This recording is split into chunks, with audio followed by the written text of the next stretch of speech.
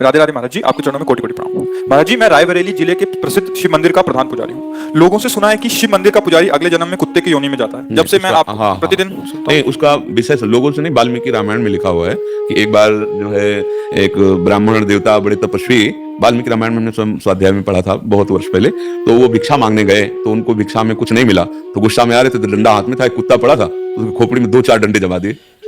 कुत्ते ने भगवान के दरबार में जाकर के कहा, प्रभु मेरी क्या गलती थी, मैं तो श्वान हूं, मार्ग में ही तो पड़ा रहूंगा ना।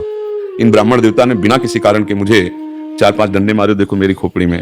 भगवान तो सब जीवों की भाषा जानते हैं ना, तो भगवान ने कहा मेरे दरबार में ब्राह्मणों को दंड नहीं दिया जाए, उसका इनको मांत बना दीजिए।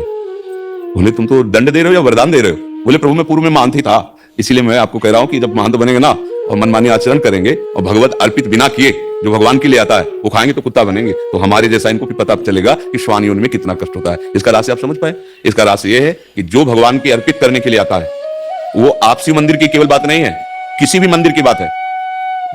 ब्रज के भक्तों में चरित्र आता है। एक दिन एक विरक्त संत जो गुफा में भजन करते थे, क्योंकि जैसे गिरिराज जी है, नंदगांव है, बरसाना, यहाँ पर्वत है, यहाँ गुफाएं भी हैं, संत जन एकांतिक भजन, तो वो भिक्षा मांग के आ रहे थे, पीछे से आवाज, बाबा सुन, अगर मुझे थोड़ा टुकड़ा दे दे तो मेरी प्रेत योनि से मुक्ति हो जाए। तो ऐसे मुड़ के देखा तो कोई नहीं दिखाई दे, एक कुत्ता दिखाई दिया, तो लगा शायद ऐसे कानून। फिर बाबा सुनो ना आए, तो फिर मुड़ के देखा कौन हो तुम? तब बोले ये जो मैं कुत्ता रूप दिखाई दे रहा हूँ, मैं नंदालय का पुजारी हूँ।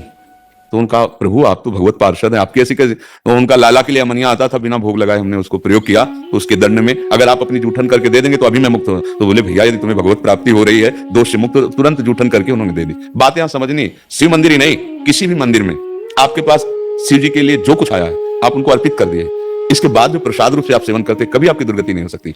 लेकिन आया मानो जैसे जो भी वस्तु आई वो आप उसे अपने प्रयोग में बिना स्वामी को अर्पित किए, फिर वो अपराध बन जाएगा। ऐसा नहीं है, हम उन्हीं के उपासक रहे हैं, उन्हीं के आए।